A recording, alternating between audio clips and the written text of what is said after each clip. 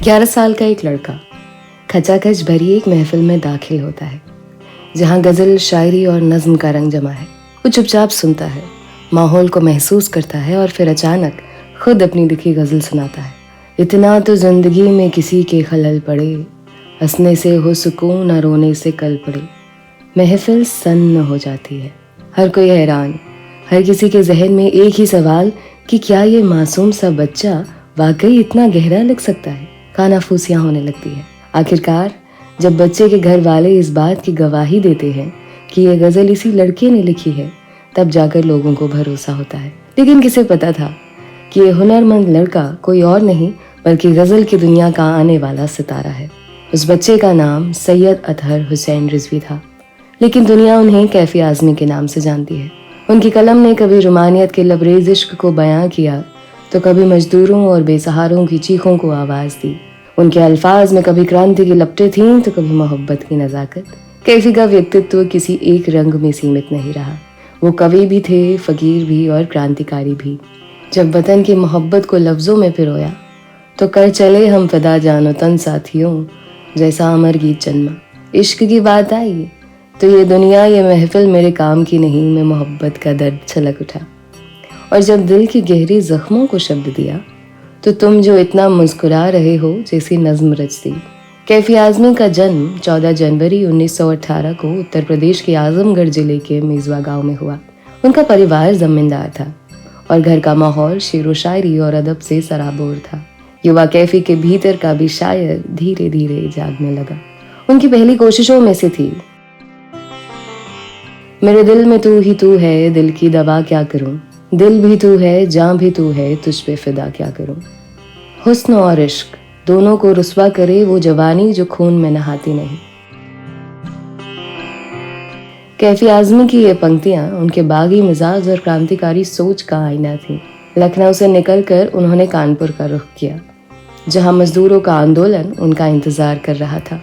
यही उनकी मुलाकात मार्क्सवादी विचारधारा और साहित्य से हुई, जिसने उनके जीवन और लेखनी को नया रंग दिया। कुछ समय बाद दोस्तों के कहने पर कैफी मुंबई चले गए। वहाँ उन्होंने ट्रेड यूनियन मजदूरों के साथ काम किया और उनकी तकलीफों को अपने नज़मों में ढाला। इस दौर में उन्होंने ईस्टा नाट्य संगठन की नींव रखी। उनकी लेखनी ने आवाज़ दी उस इनकलाब को जिसका ख्वाब उन्होंने लिखा था। कोई तो हाथ बढ़ाए, कोई तो जिम्मा ले, उस इनकलाब का जो आज तक हुआ ही नहीं। 1951 में कैफी आज़मी ने फिल्म बुज़दिल के गीत रोते रोते बदल गई रात से फिल्मी सफ़र शुरू किया। फिर कागज़ के फूल, हकीकत, आखिरी खत और हीर रांझा जैसे यादगार गीत रचे। उनकी कविता आवारा सिजदे ने साहित्य अकादमी पुरस्कार दिलाया, जबकि 7 हिंदुस्तानी पर उन्हें राष्ट्रीय फिल्म पुरस्कार मिला। गर्म हवा के संवादों ने फिल्म फेयर अवार्ड जीता। पद्मश्री और साहित्य अकादमी फेलोशिप जैसे सम्मानों ने उनके योगदान को और अमर कर दिया।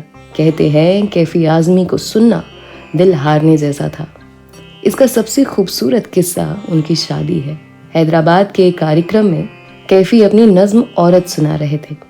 वही पल था जब शौकत, जो आगे चलकर उनकी हमसफर बनने वाली थी, उनकी शायरी से ही नहीं बल्कि पूरी शख्सियत से मोहब्बत कर बैठी। निदा फाजली ने इस वाक़ये को बयां करते हुए कहा कि कैफी को सुनना ही उनको चाहने के लिए काफी था। उठ मेरी जान, मेरे साथ ही चलना है तुझे, कद्र अब तक तेरी तारीख ने जानी ही नहीं।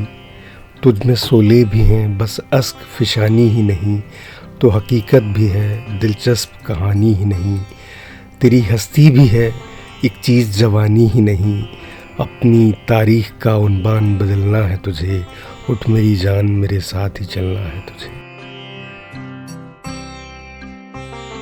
इस नज्म में जो उठ शब्द है ये शौकत को चुभ गया। वो नज्म खत्म होने से पहले ही वहां से उठकर जाने लगी। घर पहुंचकर शौकत इस नज्म और कैफी की शख्सियत के बारे में घंटों सोचती रही। उन्होंने आखिरकार एक बड़ा फैसला किया, कैफी से शादी करने का। इस फैसले के लिए उन्हें अपनी सगाई तोड़नी पड़ी और परिवार के विरोध का सामना करना पड़ा।